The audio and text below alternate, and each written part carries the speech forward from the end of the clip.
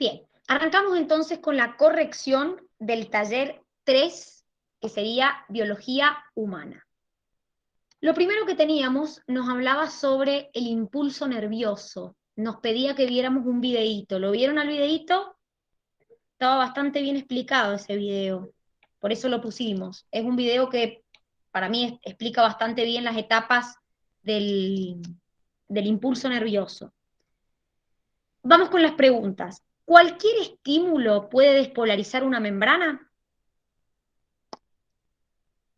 No, tiene que superar el umbral de menos 55 milivolts. Muy bien, es decir, como les dice acá, el estímulo debe superar el potencial umbral que está entre menos 55 y menos 65 milivolts y así va a poder generar un impulso nervioso. ¿Por qué se invierte el potencial de membrana cuando llega un estímulo? ¿Qué pasa? Se abren los canales de voltaje de sodio. Perfecto. Se abren los canales de potasio, de voltaje de sodio y ¿qué ocurre? Comienza a ingresar sodio a la célula. Entonces, ¿cuál es el potencial de reposo en el que estaba normalmente mi neurona? Menos 70 milivolts. Y Menos pasa a 70. más 40. ¿Pasa a qué? Perdón, no te escuché, Dai. A más 40 milivolts. A más 40 milivolts. ¿Cómo se llama esa etapa? Despolarización. Muy bien. Una vez que llegó a más 40, ¿qué pasó? Se abren los canales de potasio. Se abren los canales de potasio. ¿Y entonces qué ocurre ahí? Se cierran los de sodio y se abrían los de potasio. ¿Y qué ocurre ahí? Comienza a salir potasio. Sale potasio, pierdo potasio, pierdo. ¿Y cómo se llama eso? Repolarización. Bien, que sería la pregunta número 3. Entonces, en la repolarización, el potencial se empieza a volver cada vez más ¿qué? ¿Más positivo o más negativo? Más negativo. Muy bien, se empieza a volver cada vez más negativo. Sale potasio, ¿y por qué se genera una hiperpolarización?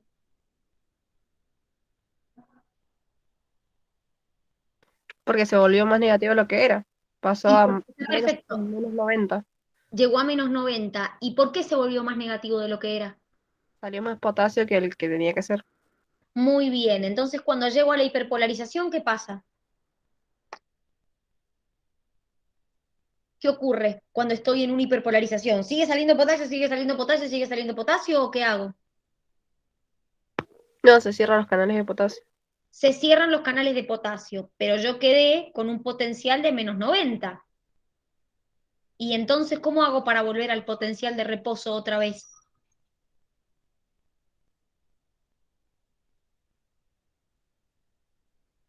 ¿Qué me volvía otra vez al potencial de reposo de menos 70? Cuando estoy en menos 90 y quiero volver a menos 70 milivolts. ¿Qué es lo que hace que yo vuelva a tener el potencial de reposo? Se abre el canal de sodio. No, porque volvería a entrar sodio, te volverías a volver positiva. Y en ese caso te quedas en menos 70, o sea, no te volvés a ser positiva. ¿Cómo volvía la neurona una vez que estaba hiperpolarizada? ¿Cómo volvía a los menos 70, que sería el potencial de reposo? Lo que lo hacía volver, chicos, es la bomba sodio-potasio. Es decir, cuando nuestra neurona quedó hiperpolarizada en menos 90, ya se abrieron los canales de sodio, se cerraron, se abrieron los de potasio, se cerraron, pero la neurona queda con más cargas, con más, podríamos decir, cargas negativas de lo que tendría que tener, porque me quedó en menos 90 y el potencial de reposo es menos 70. Entonces, ¿qué es lo que empieza a hacer mi bomba? ¿Qué hacía la bomba sodio-potasio?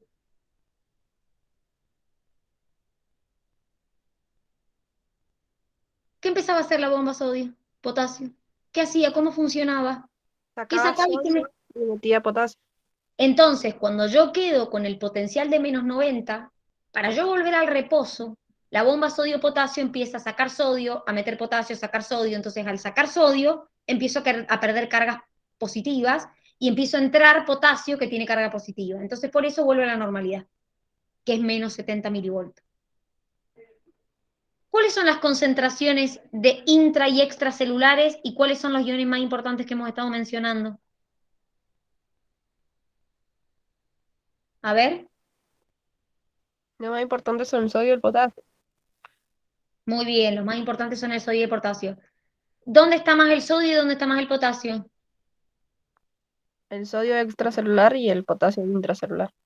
Perfecto, muy bien, perfectamente. Muy bien, acuérdense que, ¿alguien se acuerda de la proporción? ¿Cuántas veces más sodio extracelular y cuántas veces más potasio intracelular? El sodio era 10 veces más y el potasio 30. Muy bien, perfecto. Entonces, esto es una cuestión lógica. Como yo tengo más potasio intracelular, perdón, y tengo más sodio extracelular, cuando los canales se abren, el sodio, por una cuestión de gradiente, tiende a entrar, porque está más afuera que adentro. Y cuando yo abro los canales, como el potasio está más adentro que afuera, el potasio tiende a salir, porque es una cuestión de gradientes. ¿Se entiende? Entonces, los iones principales en este impulso nervioso es justamente el sodio y el potasio. Vamos con esto. Bueno, acá hago tres aclaraciones. Primero, había respuestas que no estaban y había que agregarlas. Había hormonas, como yo les dije, en forma presencial, que servían para más de un estímulo, o sea, perdón, que un estímulo servía para más de una hormona. Había hormonas que producían más de un efecto. Entonces acá nosotros les habíamos puesto, ¿esto lo pudieron terminar? ¿Lo pudieron hacer al de endocrino? Yo sí. Bien, A mí me faltaron un par. a vos te faltaron un par. La síntesis de proteína y todo eso me faltó. Bueno, a ver, en realidad lo que nosotros tenemos que entender acá es que somos un sistema integrado. ¿Qué quiere decir esto? Que cuando yo libero una hormona, el efecto de esa hormona puede que no sea uno solo. De hecho, generalmente no es uno solo. Entonces, cuando yo libero una hormona, las respuestas pueden ser tres o cuatro. Y puede que un estímulo me haga liberar más de una hormona a la vez. Entonces, por eso es que antes se los hacíamos unir con flechas y se hacía un quilombo de flechas que era imposible de entender. Y por eso es que optamos por hacer asociaciones, lo que les conviene a ustedes es ir poniéndolos en fila. Por ejemplo, empecemos en orden. A ver, miren, acá más o menos empezamos a ponérselos en orden. Por ejemplo, cuando yo tengo una suba de glucemia, ¿cuál es la única hormona hipoglucemiante que hay? La insulina. Exactamente. ¿Y la insulina qué estimulaba? La glucógeno. Sí, glucogenogénesis. ¿Y qué significa glucogenogénesis? Genera glucógeno. Es decir, transformar qué en qué. La glucosa en glucógeno. Es decir, almacenar la glucosa en glucógeno. Perfecto. Entonces, de esa manera disminuye la glucemia. La FSH, ¿quién la liberaba? Fíjense, acá están los estímulos, las hormonas, los efectos. ¿Quién liberaba la FSH? La hipófisis. Muy bien. Si ustedes se acuerdan, la FSH en la mujer estimulaba la liberación de estrógenos. Y los estrógenos en la mujer, como respuesta, estimulan el proceso de la ovogénesis. Entonces, fíjense que acá es, hasta ahora lo que hemos visto es una, uno. Ya van a ver que en todas no pasa lo mismo. Por ejemplo, si a mí me disminuye el sodio plasmático, tengo poco sodio en sangre, claramente, ¿cómo va a estar mi presión si tengo poco sodio en sangre? Baja. Baja. Entonces, ¿qué me va a ocurrir? ¿Qué sistema se va a activar? El renina, angiotensina, aldosterona. Perfecto.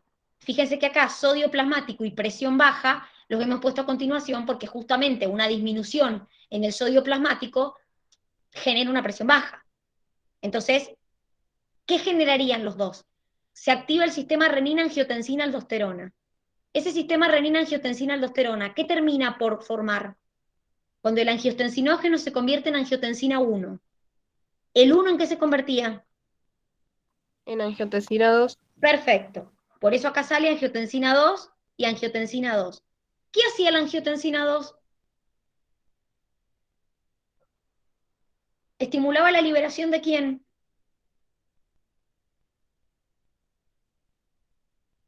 ¿De De qué dos hormonas? aldosterona. Estimulaba la liberación de la aldosterona y de la antidiurética. ¿Quién secretaba la aldosterona? ¿Qué glándula secreta la aldosterona?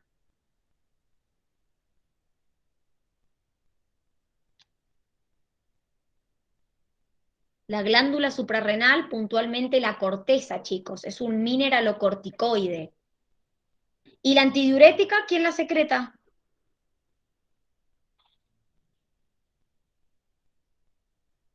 El hipotálamo, y la almacenaba en la neurohipófisis. Entonces, ¿qué tengo que saber yo? Bueno, ¿qué efectos van a producir estas hormonas? ¿Qué efecto me producía la angiotensina 2 puntualmente? ¿Era qué? ¿Qué hacía, chicos, la angiotensina 2? ¿Cuál era el efecto directo de la angiotensina 2? Era vasoconstrictora. ¿La antidiurética qué hacía? Evitar la diuresis. Disminuye mi diuresis. Por eso acá como respuesta tengo disminuir la diuresis, es decir, perder menos agua por orina. ¿Y la aldosterona qué hacía? También disminuir la diuresis. No, ¿qué hacía la aldosterona? Te estimulaba la reabsorción de algo y la secreción de otra cosa. Ah, reabsorción de sodio y eliminación de potasio. Exactamente, entonces como respuesta me aumenta la retención de sodio. Entonces, ya sea disminuyendo la diuresis o por vasoconstricción o por retención de sodio, las tres, el efecto que producen, más allá de que estas son las respuestas, es aumentar la presión arterial. Entonces, fíjense acá cómo un estímulo me desencadena la liberación de 3 hormonas y me producía 4 respuestas. Y acá lo mismo, el otro estímulo podía desencadenar la liberación de 3 hormonas y producir 4 respuestas distintas. ¿Qué pasaba con la calcemia? ¿Qué era la calcemia? ¿Qué es la calcemia, chicos? El calcio en la sangre. Muy bien, entonces, si me aumentaba la calcemia, se liberaba esta hormona, que ¿quién la liberaba esta hormona que se llama calcitonina?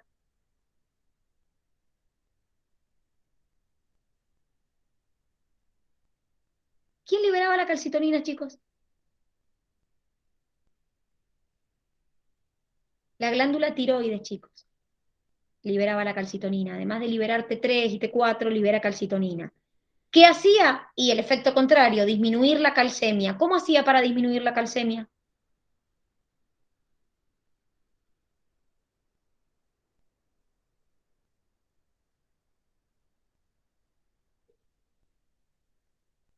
¿Cómo me bajaba la calcemia en sangre? Piensen. Había dos hormonas importantes en la regulación del calcio, la calcitonina y la paratormona. Hacían el efecto contrario. Una baja la calcemia, el otro aumenta la calcemia.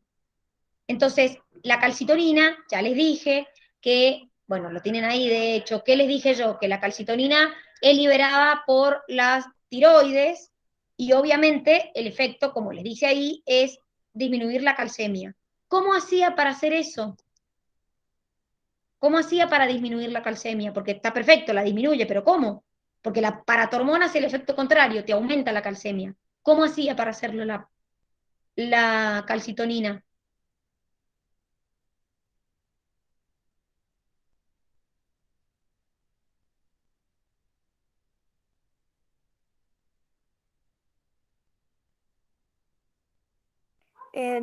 Era como que inhibía la liberación de calcio por el hueso. Exactamente, inhibe la resorción ósea, es decir, inhibe la liberación de calcio del hueso a la sangre.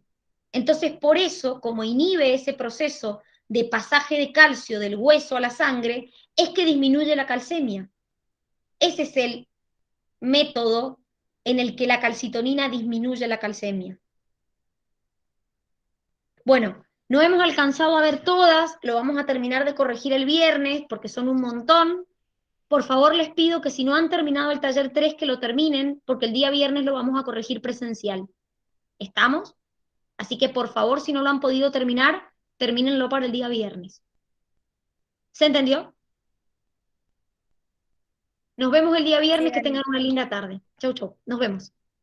Chao, nos vemos, Dani. Chau, chau.